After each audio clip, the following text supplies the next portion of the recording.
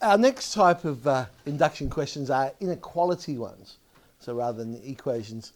So this one here, we're going to prove that 2 to the power of n is always bigger than n squared, but of course this would only be true for n is greater than 4, if you think about it. So the first case we'll be testing will be n equals 5. That's the first number that's bigger than 4, of course.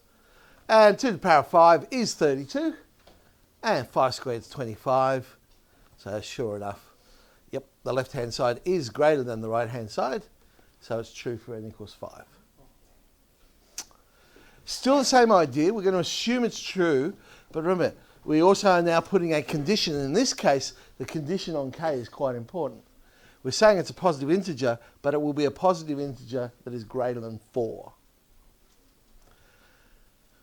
Now, we're going to prove it for k plus 1. So we need to prove that 2 to the power of k plus 1 is greater than k plus 1 all squared. So let's do our proof.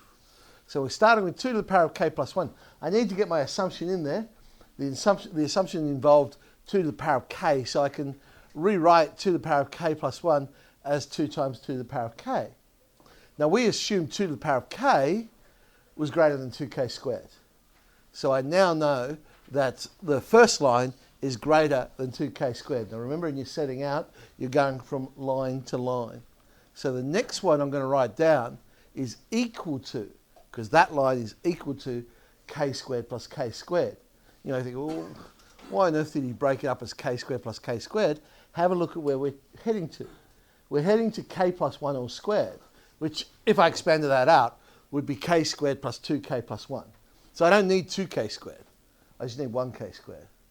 So I've got k squared plus k squared. I'm now going to play with the other k squared because we need to get 2k plus 1. K squared is, of course, k times k. But we have assumed k is greater than 4. So just one of those k's I can say is 4. But remember, I'm not saying equal to. I'm saying this expression must be greater than k squared plus 4k, because it doesn't matter what I sub into that k, I know it's going to be bigger than 4. Well, I don't need k squared plus 4k, I actually want a k squared plus 2k, so now I'm going to split up the 4k into 2k plus 2k. And then I'm going to do a similar idea. I'm going to say, well, hang on, that's got to be greater than k squared plus 2k plus 8, because k is greater than 4. But 8, of course, is bigger than 1.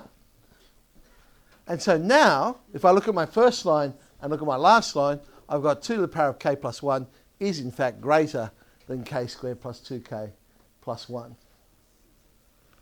Voila, so that's k plus 1 squared. So therefore, it is indeed true. Now, that's the beauty with playing with inequalities rather than equalities, is that I don't actually have to do the same things to both sides of the equation. Because if you like, what I've done here is I've subtracted 7, if you like. But I didn't do it to the other side.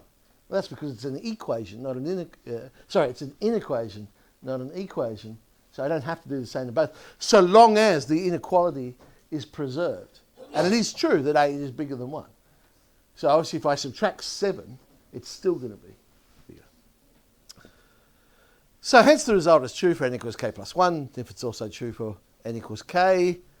But in this case, my conclusion will be, since it is true for n equals 5, then it must be true for all positive values greater than 4 by induction.